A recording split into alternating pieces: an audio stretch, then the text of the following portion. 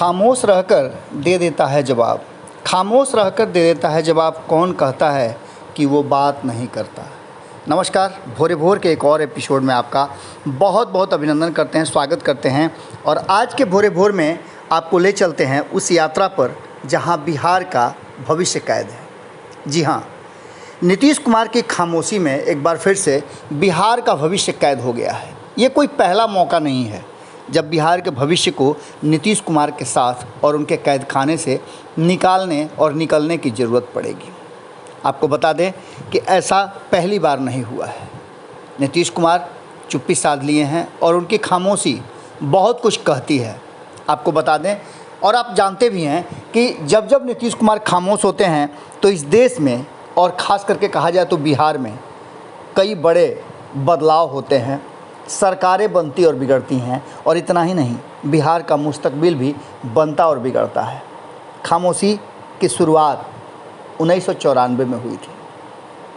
आपको पता है कि नीतीश कुमार और लालू प्रसाद के संग और बहुत सारे वर्तमान में इस देश और बिहार के राजनेता हैं जिनकी शुरुआत एक साथ हुई थी जेपी आंदोलन और ब्लैक डे के बीच।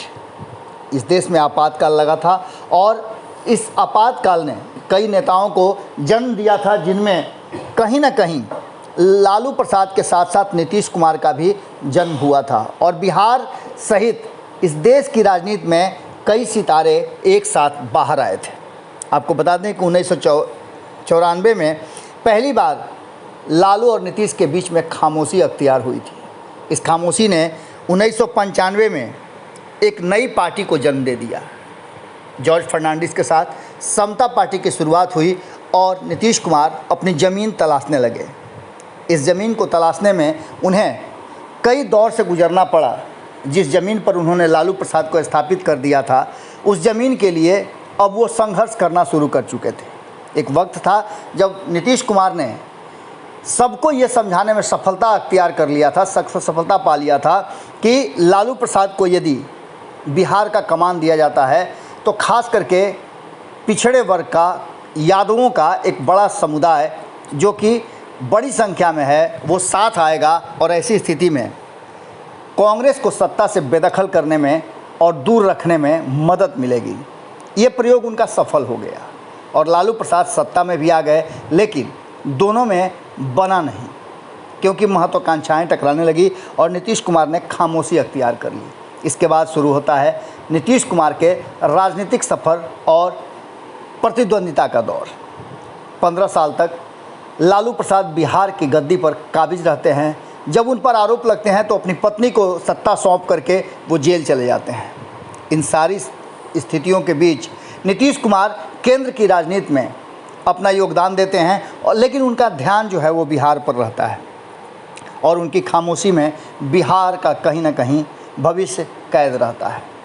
2005 में आते हैं, बिहार में किस्मत आजमाते हैं और मुख्यमंत्री के उम्मीदवार के रूप में उन्हें सामने लाया जाता है, लेकिन सरकार संख्या बल के आधार पर नहीं बन पाती है। बहुत झटका लगता है नीतीश कुमार को और तब नीतीश कुमार दोस्ती कर लेते हैं भारतीय जनता पार्टी से।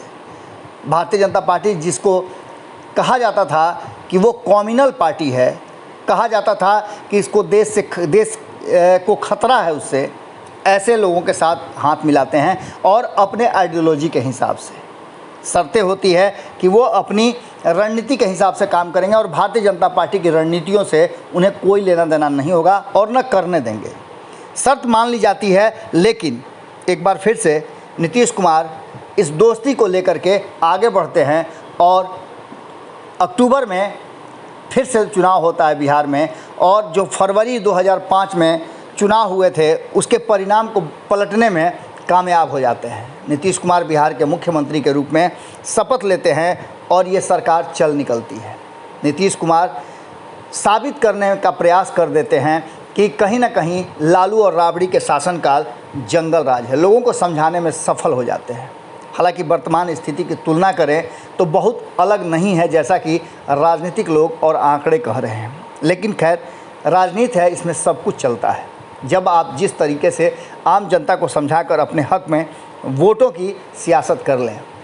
आपको बता दें कि 2005 से जुड़ा ये संबंध 17 साल पुराना संबंध जो है 17 जुलाई इसी महीने की, जिस महीने में हम ये बात आपसे कर रहे हैं, इसी महीने में 17 जुलाई 2013 को नीतीश कुमार अचानक से ये घोषणा कर देते हैं। खामोशी रहती है उनकी, और खामोशी के बाद जब वो आवाज़ निकालते हैं तो फिर से बिहार का मुस्तकबिल एक बार करवट लेने लगता है और एनडीए की सरकार डगमगाने लगती है। लेकिन तब नीतीश कुमार को याद आता है और 18 साल पुराने अपने मित्र लालू प्रसाद से सहयोग मिल जाता है उन्हें। कांग्रेस और लालू प्रसाद सहयोग लेकर के वो एनडीए की सरकार को खुद अपनी सरकार में तब्दील कर लेते हैं और सरकार चल पड़ती है। इस खामोशी में खामोश रहते रहते वो कहीं ना कहीं चुनाव भी लड़ते हैं और 2014 का चुनाव आ जाता है। 2013 में नीतीश कुमार अलग होते हैं और 2014 में लोकसभा के चुनाव में बुरी तरह से हारते हैं और खामोशी अख्तियार कर लेते हैं। उनकी खामोशी एक बार फिर से करवट लेती है और बिहार का मुस्तकबिल एक बार फिर से वहीं आकर के नीतीश कुमार की खामोशी में अटक जाता है। लेकिन नीतीश कुमार तुरंत बिहार के भविष्य को एक दलित के हाथ में सौंपते हैं और जीतन राम मांझी उन्हें याद आते हैं। जीतन राम मांझी के हाथ में वो सरकार सौंप देते हैं। लेकिन फिर नीतीश कुमार 7 से 8 महीने में खामोश होना पड़ता है। फिर से एक बार बिहार का भविष्य नीतीश कुमार की खामोशी में उलझ जाता है और तब नीतीश कुमार को ये लगता है कि नहीं, जिस व्यक्ति को मैंने मुख्यमंत्री बनाया है वो मेरे हिसाब से नहीं बल्कि अपने आइडियोलॉजी से काम करना शुरू कर दिया और फिर तख्ता पलट होता है। बिहार का भविष्य एक बार फिर से नीतीश कुमार के हाथों में आता है और तब 2015 का चुनाव होता है। नीतीश कुमार से गुस्साए उपेंद्र कुशवाहा, लोक जनशक्ति पार्टी के रामविलास पासवान और इसके साथ ही हिंदुस्तानी आवाम पार्टी बना लेने वाले, क्योंकि नीतीश कुमार से जब दूरियां बनी तो जीतन राम मांझी ने अपनी पार्टी बनाई हिंदुस्तानी आवाम पार्टी सेकुलर, और उसके साथ वो एनडीए का हिस्सा बन गए। 2015 में साथ मिलकर के चुनाव लड़े और इस चुनाव में बड़ी जीत के साथ महागठबंधन जो बनी थी 2015 में, जो खामोशी के बाद एक बड़े विचार के रूप में उभर कर आई थी और बड़े भाई छोटे भाई एक साथ आए थे। भारतीय जनता पार्टी और नरेंद्र मोदी के 2014 के इतने बड़े नाम और केंद्र में सत्ता स्थापित करने के बाद बिहार में पटकने में दोनों कामयाब हो जाते हैं। सरकार चल पड़ती है और नीतीश कुमार के उंगली पकड़ करके लालू प्रसाद के दोनों बेटे राजनीति में प्रवेश कर जाते हैं। तेजस्वी यादव नीतीश कुमार की बगल वाली कुर्सी पर उप मुख्यमंत्री बनकर बैठते हैं। अचानक से 20 महीने के अंदर में एक बार फिर से नीतीश कुमार की खामोशी बिहार के मुस्तकबिल पर भारी पड़ती है और महागठबंधन की सरकार रातों रात बदल जाती है और हो जाता है सुबह होते होते, भोर होते होते नीतीश कुमार एनडीए के खेमे में चले जाते हैं, जिस एनडीए को उन्होंने 2013 में छोड़ दिया था। एनडीए के साथ जाकर के एक बार फिर से सत्ता उसके हाथ में सौंप देते हैं और यहाँ से एक दौर शुरू होता है 2013 से 2017, और 2017 में नीतीश कुमार की खामोशी बड़ा बवंडर लेकर के आती है, सुनामी कहिए तो लेकर आती है। और एक नेता भी उसी समय जब नीतीश कुमार महागठबंधन छोड़ते हैं तो जन्म होता है, उसका नाम है तेजस्वी यादव। यहाँ से सफ़र की शुरुआत होती है और नीतीश कुमार सरकार एनडीए के साथ मिलकर चलाने लगते हैं। 2019 में लोकसभा का चुनाव होता है और तब जब सीट शेयरिंग के फॉर्मूले की बारी आती है, नीतीश कुमार एक बार फिर से खामोश हो जाते हैं और फिर से बिहार का मुस्तकबिल हिचकोले लेने लगता है। आपको बता दें कि जिस खामोशी की बात हम कर रहे हैं वो खामोशी बड़ा ही मौजू हो जाती है जब जब नीतीश कुमार सामने आते हैं और बिहार का मुस्तकबिल उनके हाथ में आता है। 2019 में आखिरकार उनकी खामोशी को तोड़ने के लिए और बिहार का मुस्तकबिल बदलने के लिए भारतीय जनता पार्टी को त्याग करना पड़ता है और वो अपने जीते हुए सीट भी छोड़कर नीतीश कुमार को बराबरी का अधिकार दे देती है। 17 सीट पर दोनों चुनाव लड़ते हैं। 16 सीटें जीतकर नीतीश कुमार आते हैं और फिर जब मंत्रिमंडल का गठन होता है एक बार फिर से खामोश हो जाते हैं। ये खामोशी आगे भी चलती है। 2020 के चुनाव की बात कर लें या फिर मोदी मंत्रिमंडल की बात कर लें, खामोशी बहुत कुछ करके आई जिसकी घटनाएं हमने आपको बता दिया था। 2020 में खामोशी नीतीश कुमार को मुख्यमंत्री बनाती है, लेकिन 2021 मात्र 5 से 6 महीने के बाद एक बार फिर से नीतीश कुमार खामोश हो गए हैं। खामोश तब हुए हैं जब नीतीश कुमार ने खुद अपनी ही पार्टी को, जो 2019 में था, उस फैसले को पलटते हुए मोदी मंत्रिमंडल यानी केंद्रीय मंत्रिमंडल में अपने दल को शामिल करा करके एक सीट जो उन्हें 2019 में मिल रही थी उसी सीट पर समझौता कर लेते हैं। लेकिन इस समझौता के साथ नीतीश कुमार की खामोशी, इस बात से आप अंदाज़ा लगा सकते हैं कि नीतीश कुमार पिछले 2 दिनों से चुप्पी साधे हुए हैं। हालांकि उनकी चुप्पी जो है वो मंत्रिमंडल विस्तार को लेकर के है। बाकी विषयों में आपको बता दें कि 5 बार उन्होंने सोशल मीडिया पर और 2 बार प्रेस मीडिया के सामने बातचीत किया है और इनकार किया है कि उन्हें कुछ भी पता नहीं था, जो कुछ भी हुआ है उस पर कुछ बोलना नहीं चाहते हैं। उन्होंने एक ट्वीट जो किया है उसमें उन्होंने ये बताया है कि वो 5 जिलों के हवाई सर्वेक्षण में गए थे। दूसरा, उन्होंने दिलीप कुमार को श्रद्धांजलि दी है जिनकी कल ही अचानक से मृत्यु हो गई है। शहीद पीर अली के शहादत दिवस पर उन्हें माल्यार्पण करने गए हैं, अपनी शीश नवाने गए हैं। और इतना ही नहीं, इसके समय भी आप अंदाज़ा लगा सकते हैं कि क्या कुछ हुआ। समस्तीपुर, दरभंगा, मधुबनी के हवाई सर्वेक्षण की वो ट्वीट करते हैं। इसके बाद ये सारा चीज़ होने के बाद नीतीश कुमार हिमाचल के पूर्व सीएम वीरभद्र सिंह के निधन पर भी शोक व्यक्त करते हैं। 8 जुलाई तक का ये पूरा कार्यक्रम उनका चलता है, लेकिन इस बीच में वो शुभकामना और बधाई अपने ही या फिर अपने गठबंधन के एनडीए के घटक दलों के मंत्रिमंडल में शामिल होने वाले को नहीं देते हैं।